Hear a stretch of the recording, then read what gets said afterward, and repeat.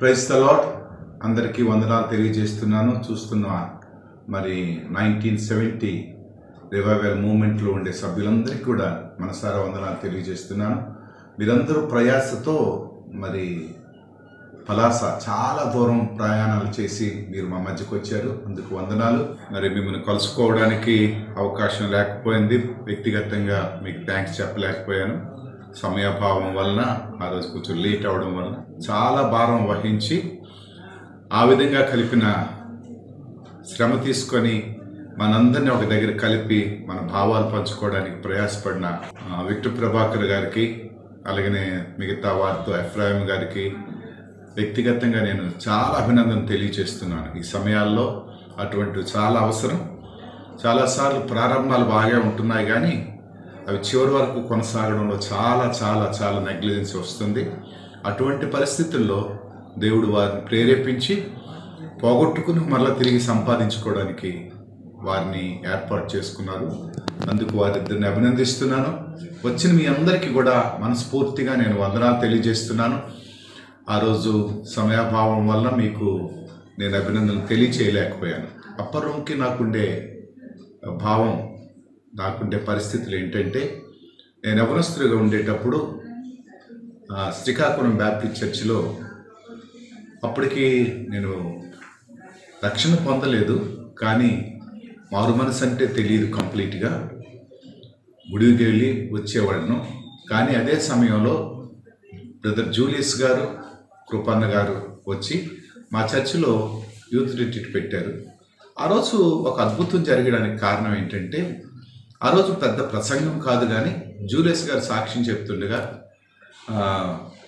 అన్నగారు, కృపారావు అన్నగారు దాన్ని ట్రాన్స్లేట్ చేశారు. ఒక విచిత్రమైన అనుభూతి. ఎప్పుడు నేను నా వయసులో అంతవరకు ఉండే వయసులో ఎప్పుడు చూడని ఒక అనుభూతి. ఇంచుమించుగా మధ్యాహ్నం 3 గంటలకు ప్రారంభించిన ఆ సభ కన్నీటి దారులతో, నాతో పాటు అనేక మంది లెక్చరర్స్, ప్రిన్సిపల్స్, ఇంజనీర్స్, అటువంటి వారు కన్నీరు కార్చి వారి పాపాలు ఒప్పుకోవడం నేను కళ్ళారా చూశాను. ఆ దినం నేను, నాతో పాటు మా అక్క రక్షించబడడం నాకు గుర్తుంది. ఇప్పటికీ కూడా ఆ అద్భుతమైన జ్ఞాపకాలు, ఆ మధురానుభూతులు మర్చిపోలేను. ఆ రోజు అప్పర్ రూమ్ ద్వారా రక్షించబడిన నేను ఈరోజు దేవుడు నన్ను వాడుకోవడం మరి గర్వకారణంగా అనిపిస్తుంటుంది. ఆ ముఖాలన్నీ కూడా మా ఇంటికి వచ్చినప్పుడు చూసినప్పుడు ఆ మధురానుభూతులు, అప్పుడు మాకు సుకుమార్ పట్నాయక్ గారు, రాజ్ కుమార్ గారు, జో సామ్యుల్ గారు, ప్రసన్న కుమార్ గారు అన్నలుగా ఉండి మమ్మల్ని నడిపిస్తుండేవారు.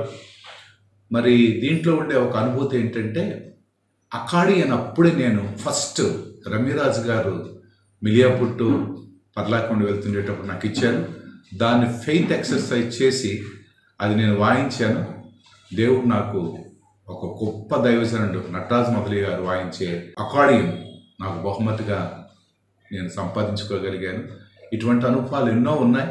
ప్రభు మహాకృప చేత వారు చేసిన ప్రార్థన బట్టి మరి నేను ఈరోజు దేవుడు నన్ను వాడుకుంటున్నాడు. ఆయా ప్రాంతాల్లో పరిచర్య చేస్తున్నాను. నేను ప్రస్తుతం పలాస అనే పట్టణంలో ఒక కుగ్రామంలో చిన్నవాడ అనే ఊరిలో నేను పరిచర్య చేస్తున్నాను. కనుక మర్చిపోవద్దండి. మరి నా జీవితంలో ఇది ఒక అద్భుతమైన అనుభూతిగా, మరి విక్టర్ ప్రభాకర్ మాటల్లో చూస్తే వారు దీన్ని విరమించుకుంటున్నాను, నేను ఇంక చేయలేను అన్నారు. కానీ మరి నా రిక్వెస్ట్ ఏంటంటే, విక్టర్ ప్రభాకర్ గారికి, లేకపోతే ఎఫ్రాయిం గారికి, లేకపోతే వచ్చిన వారు ఎవరికైనా దాన్ని విడిచిపెట్టకుండా మరలా ఎవరైనా అప్పుడు కొనసాగించగలిగితే, అట్లీస్ట్ అప్పుడప్పుడు కలుసుకోవడం ద్వారా మరలా ఈ రివైవల్ అనేది స్టార్ట్ అవుతుంది. రివైవల్ అనే మాటకి, క్రోస్ అనే మాటలో నుంచి వచ్చింది. Rebuilding, restoration, reconstruction, renew the spirit అనే ఈ అద్భుతమైన ఈ మాటలు మనం బిల్టప్ చేసుకోవడానికి కారణం అవుతుందని మనం చేస్తున్నాను. కనుక ఆలోచించండి. వారు అలసిపోయినట్టు ఉన్నారు కనుక వారిని, అలాగనే ఈ టీం వారిని రిక్వెస్ట్ చేస్తున్నాను, దీన్ని మర్చిపోకుండా మానవద్దని మరొకసారి మరి మీ అందరికీ రిక్వెస్ట్ చేస్తూ, వచ్చినందుకు వందనాలు చెల్లిస్తూ, దీనికి కారకులైన వారికి, నాయకులైన వారికి మనసారా నేను గణపరుస్తూ, దేవుని గణపరుస్తూ వందనాలు తెలియజేస్తున్నాను.